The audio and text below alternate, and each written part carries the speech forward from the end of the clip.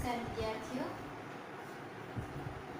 ધોરણ 8 વિષય સામાજિક વિજ્ઞાન, પાઠ ત્રીજો, ભારતનું બંધારણ.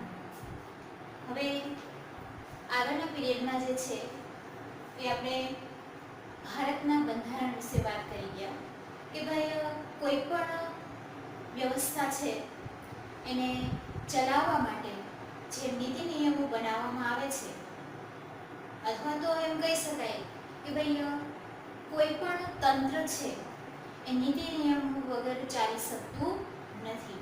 એટલા માટે નીતિ નિયમો છે હોવા જરૂરી છે.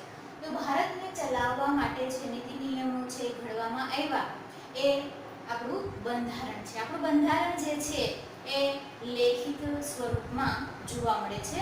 અને વિશ્વની દ્રષ્ટિએ વાત કરીએ તો ભારતનું બંધારણ જે છે એ સૌથી મોટું બંધારણ છે, લેખિત બંધારણ છે એ જોવા મળે છે. આપણું બંધારણ જે છે એની શરૂઆત છે આમુખથી થતી જોવા મળે છે. હવે આજે જે છે એ આપણે વાત કરશું કે ભારતે લોકશાહી શાસન પદ્ધતિ અપનાવી છે. યાની કે આપણે આપણા બંધારણ વિશે જે છે એ વાત કરી ગયા કે ભાઈ આપણા બંધારણમાં જે છે કઈ કઈ બાબતોનો સમાવેશ થાય છે. તો આપણો દેશ છે એ શું તો કે લોકશાહી ધરાવતો દેશ છે જોવા મળે છે. યાની કે ભારતે લોકશાહી શાસન પદ્ધતિ અપનાવી છે. આપણે જે છે આપણું બંધારણ જે છે એમાં અમુક જે દેશો છે એની સારી સારી બાબતો છે એને લીધેલી જોવા મળે છે. અને પછી આપણું બંધારણ છે ઘડવામાં આવ્યું છે. આપણો દેશ છે એ લોકશાહી દેશ છે, એટલે કે આપણા દેશમાં દર 5 વર્ષે સામાન્ય ચૂંટણીઓ થાય છે. આપણો દેશ છે એ લોકશાહી ધરાવતો દેશ છે.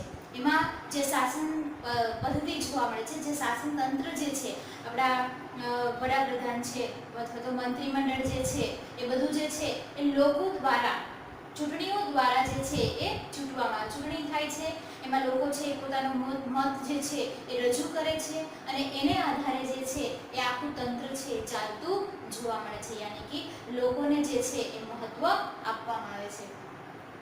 હવે આપણા દેશમાં જે છે એ દર 5 વર્ષે છે સામાન્ય ચૂંટણીઓ થાય છે. યાની કે કોઈ પણ જે તંત્ર છે, કોઈ પણ શાસન પ્રતિનિધિઓ છે અથવા તો કોઈ પણ શાસન વ્યવસ્થા જે છે એ 5 વર્ષ સુધી માન્ય ગણાય છે. પછી ફરીથી એની ચૂંટણી છે રચાય છે, કાં તો એને એ શાસન વ્યવસ્થા અથવા તો કોઈ જે નવા પ્રતિનિધિઓ છે એ સામે આવે છે ચૂંટણી દ્વારા. હવે એમાં જે છે એ કોણ મતદાન છે એ કરી શકે તો કે ભાઈ એમાં 18 વર્ષથી ઉપરના મતદારો મત છે આપે છે. હવે આપણો દેશ જે છે એ લોકશાહી ધરાવતો દેશ છે. બધા ધર્મ જે છે એને સમાન ગણવામાં આવે છે. કોઈ પણ ધર્મ પાળવાની છૂટ, કોઈ પણ ભાષા બોલી બોલવાની છૂટ, પોતાના ધર્મને મહત્વ આપવાની છૂટ આપવામાં આવે છે.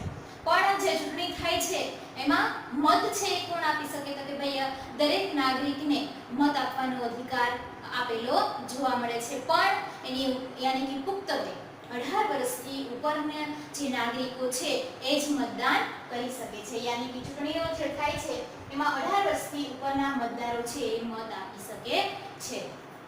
ચૂંટણી વગર લોકશાહીની કલ્પના થઈ શકતી નથી. હવે ચૂંટણી દ્વારા એમને પોતે છે કોઈ આપણે એમ થાય કે ભાઈ વંશ પરંપરાગત જે છે એ શાસન વ્યવસ્થા ચાલી એવી છે. રાજાશાહી આપણે જોતા હતા કે ભાઈ જે રાજા છે તો રાજા પછી એનો પુત્ર છે એ ગાદી ઉપર આવે છે, પછી એના પછી જે છે એનો પુત્ર ગાદી ઉપર આવે છે. યાની કે વંશ પરંપરાગત જે શાસન વ્યવસ્થા છે પહેલાના જમાનામાં છે ચાલતી હતી. પણ અત્યારે જે છે આવું જોવા મળતું નથી. અત્યારે જે છે લોકશાહી શાસન વ્યવસ્થા છે જોવા મળે છે.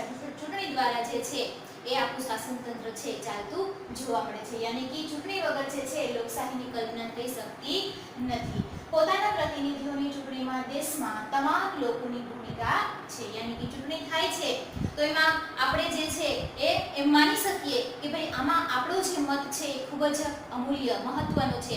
આપણા એક મતના કારણે આખું જે પરિણામ છે એ બદલાઈ શકે છે. યાની કે દરેક વ્યક્તિ છે, દરેક નાગરિક છે એનું મહત્વ છે એ રહેલું છે. દરેક નાગરિકની ભૂમિકા જે છે એ જોવા મળે છે.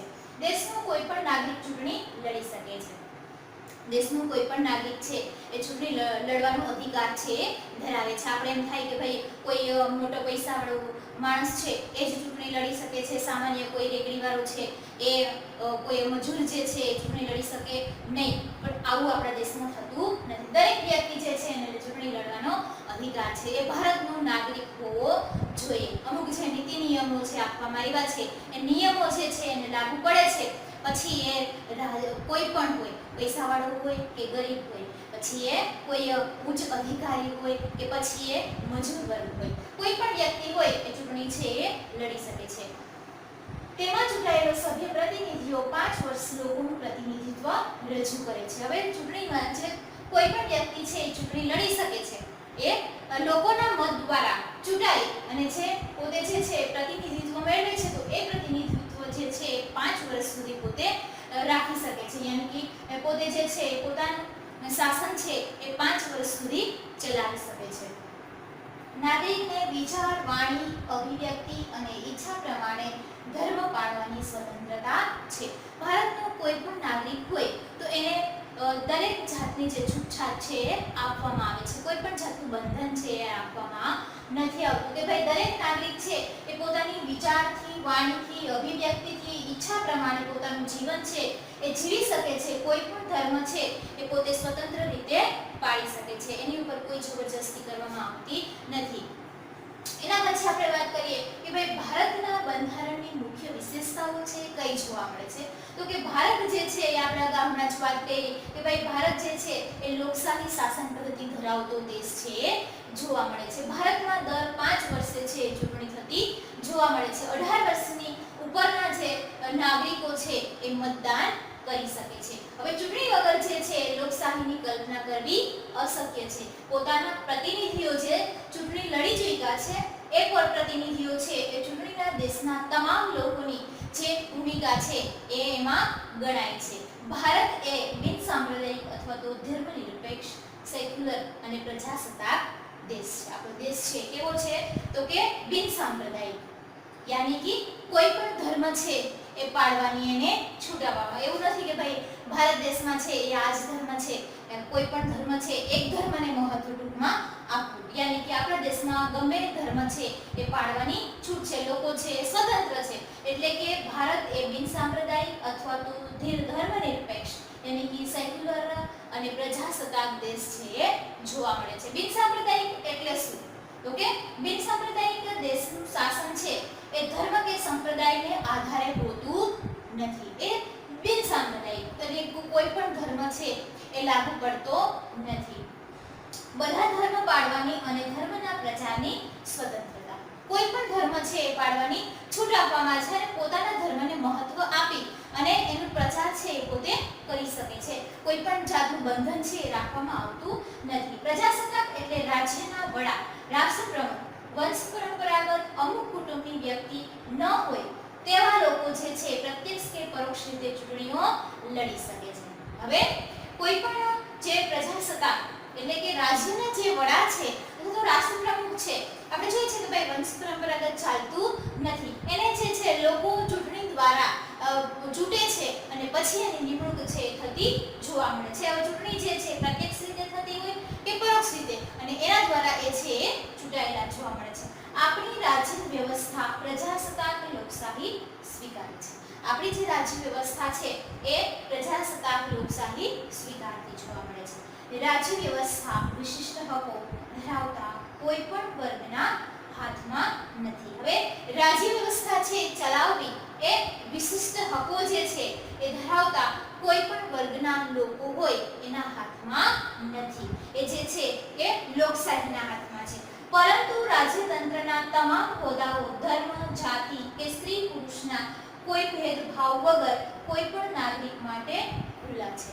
પણ એની ઉપર કોઈ પણ જાતનું બંધન છે એ જોવા મળતું નથી. એ રાજ્ય વ્યવસ્થાની કોઈ પણ વિશિષ્ટ જે હકો છે એ ધરાવતા કોઈ પણ વર્ગના જે લોકો છે એ રાજ્યતંત્રના તમામ હોદ્દાઓ જે છે કોઈ પણ ધર્મનો હોય, કોઈ પણ જાતિનો હોય, પછી એ સ્ત્રી હોય કે પછી એ પુરુષ હોય, કોઈ પણ જાતના ભેદભાવ વગર એના માટે એ નાગરિકત્વ જે છે એ ખુલ્લું રહે છે. યાની કે કોઈ પણ જાતનો ભેદભાવ છે એ રાખવામાં આવતો નથી. દરેક નાગરિક છે એ સ્વતંત્ર જોવા મળે છે. યાની કે દરેક નાગરિકને છે પોતાનો ધર્મ પાળવાની, પોતાના માન્યતા જે ધરાવે છે યાની કે પોતે જે છે પોતાના ધર્મનો પ્રચાર છે એ કરી શકે છે. પોતે છે એ કોઈ પણ રીતે સ્વતંત્ર જોવા મળે છે. કોઈ પણ ભેદભાવ રાખ્યા વગર નાગરિક જે છે એ પોતાના માટે જે છે એ ખુલ્લો છે. યાની કે પોતે જે છે એ આપણે એક ઉદાહરણ તરીકે જોઈએ કે ભાઈ કોઈ રેકડી ચલાવતો મજૂર છે અથવા તો શાકભાજી વેચવાવાળો કોઈ માણસ છે એ પણ સરપંચની ચૂંટણી છે એ પોતે લડી શકે છે અને ચૂંટાઈ શકે છે, યાની કે કોઈ પણ જાતનો ભેદભાવ કરવામાં આવતો નથી. પછી એ કડિયો હોય કે પછી એ કોઈ પણ મજૂર હોય એને ચૂંટણી લડવાનો અધિકાર છે એ આપેલો છે. યાની કે આપણે જે છે આપણું બંધારણ જે છે, આપણો દેશ જે છે એ લોકશાહી શાસન પદ્ધતિ છે ધરાવે છે. દરેક નાગરિકને છે એ સમાન હક અને સમાન અધિકારો છે એ મળેલા જોવા મળે છે. આજે આપણે અહીંયા સુધી રાખીએ છીએ. અગાઉ જે છે એ આગળના પીરિયડમાં જોઈશું.